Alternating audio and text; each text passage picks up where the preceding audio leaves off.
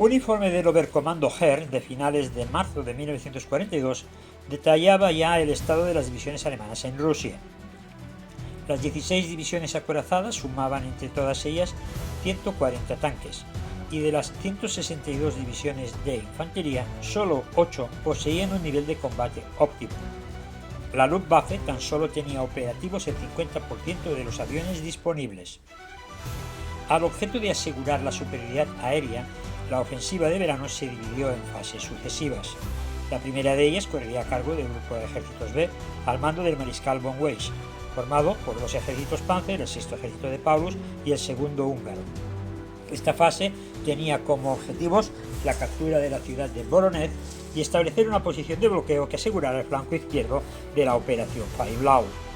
Para la segunda fase, que se iniciaría a mediados de agosto, el primer ejército Panzer atacaría desde Kharkov en dirección al sur sobre la ciudad de Millerovo, concluyendo con el sexto ejército de Paulus y el cuarto Panzer, y posteriormente avanzarían hacia Stalingrado. Una vez asegurada la orilla occidental del Volga, desde Stalingrado se iniciaría la fase 3 de la operación, el avance hacia el Cáucaso por parte del grupo de ejércitos A. Como vemos, las tres fases de Faiblau debían ser desarrolladas de manera sucesiva y no simultánea, precisamente porque la capacidad de transporte y logística no permitía una operación ofensiva en ambos frentes al mismo tiempo con los dos grupos de ejército, el A y el B. Vamos a analizar ahora, en definitiva, los errores que se cometieron a lo largo de la operación. En primer lugar, cuando Holt, jefe de operaciones del Oberkommando de la Wehrmacht, presentó el borrador de la operación, Hitler introdujo importantes modificaciones que dieron lugar a un plan confuso y encorsetado, privando a los generales de las divisiones que mandaban, sus tropas sobre el terreno, tener la autonomía necesaria. En segundo lugar, a finales de julio, Hitler dicta la directiva número 45, que supone una alteración del plan operacional inicial, ya que se ordena el avance del grupo de ejércitos A, de von List, hacia Rostov, con apoyo de la segunda división Panzer del grupo de ejércitos B para alcanzar la costa del Mar Negro, y las ciudades de Grozny y Bakú en apoyo del grupo de ejércitos A que operaba en el sur. Esta decisión supuso que el sexto ejército quedase parado por falta de combustible y del apoyo necesario, en este caso de las dos divisiones Panzer que se habían enviado previamente al sur. Así pues, Hitler ordenó al primer ejército Panzer y al 17 ejército de Rov que convergiesen en la zona de Rostov, y en contra de la opinión del mariscal von Kleist, comandante del primer ejército Panzer, ordenó al cuarto ejército Panzer que suspendiese el ataque hacia Stalingrado y que se dirigiera a la zona de Rostov. De modo que las tropas del general Hoth tuvieron que dar un giro de 180 grados en dirección al Don, quedando el sexto ejército sin la velocidad de las divisiones acorazadas y dando así un tiempo precioso a los soviéticos para reforzar las defensas de la ciudad y de su sector a orillas del Volga. Al confluir ambas operaciones en los puntos de cruce del río Don, se formó un colapso antológico que dio tiempo a los rusos para evitar el cerco.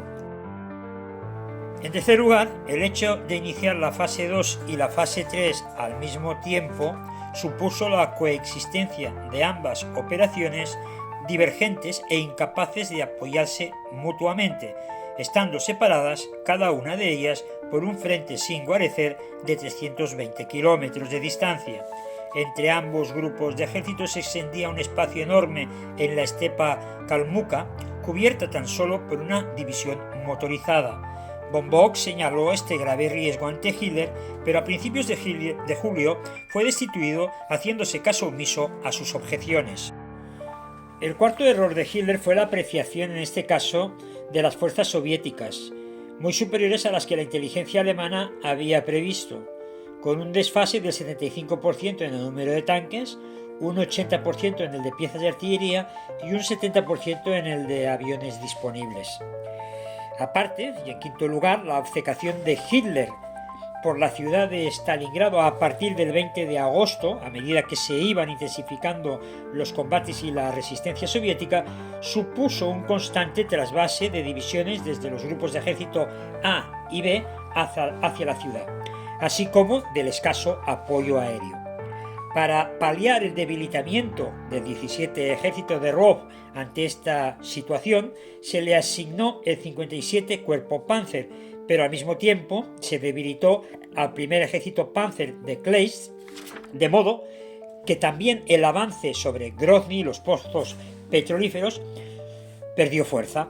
Pese a la caída de Novorossiysk, el avance alemán había perdido ímpetu, había perdido velocidad, de modo que carecían de las tropas y los suministros necesarios para seguir por la costa del Mar Negro hacia Tuapse. De haber reforzado el eje de ataque de los pasos montañosos del Cáucaso hacia la costa, así como a las tropas del tercer ejército rumano, no enviando gran parte del 11 ejército de Manstein a Leningrado, la flota soviética del Mar Negro y sus bases habrían caído con los efectos devastadores de los ataques alemanes, con unas consecuencias irreversibles para los rusos. Cuando el mariscal List solicitó refuerzos a mediados de agosto, ante Hitler pidiendo que se le asignara el cuerpo alpino italiano del general Gabriele Nazzi, ubicado en el Don, con el objeto de poder avanzar por los pasos montañosos hasta Tuapse y cortar la ruta de suministro soviética de las bases del Mar Negro, Hitler se negó. El 8 de septiembre List era finalmente cesado. En sexto lugar, la inexistencia de reservas impidió detener el avance ruso que se produjo a partir de la ofensiva, en este caso la operación Urano, de 20 de noviembre, que cercó a una parte del cuarto ejército rumano y a todo el sexto ejército alemán, y que permitió una ruptura del frente alemán en dirección a Rostov, con un gravísimo peligro de que todo el grupo de ejércitos A quedase aislado en el Cáucaso. En plena confusión por el ataque o la ofensiva soviética y con un frente totalmente dislocado, Hitler hizo cambios en los comandantes del grupo de ejércitos A y del primer ejército Panzer, así como del tercer cuerpo Panzer, lo que aún empeoró más la situación. El 16 de diciembre los rusos lanzaron la operación Pequeño Saturno contra el flanco norte del sexto ejército, donde se situaba el octavo ejército italiano y el segundo ejército rumano, con el objeto de cercar a todo el grupo de ejércitos A con la captura de Rostov y el corte, en este caso, de la ruta de evacuación de todo el grupo de ejércitos. Finalmente, von Manstein fue llamado para restablecer la situación y salvar al grupo de ejércitos A de quedar cercado en la zona del Cáucaso. Finalmente, la ofensiva Pequeño Saturno y la operación Urano costó a los alemanes más de 300.000 bajas e ingentes cantidades de material,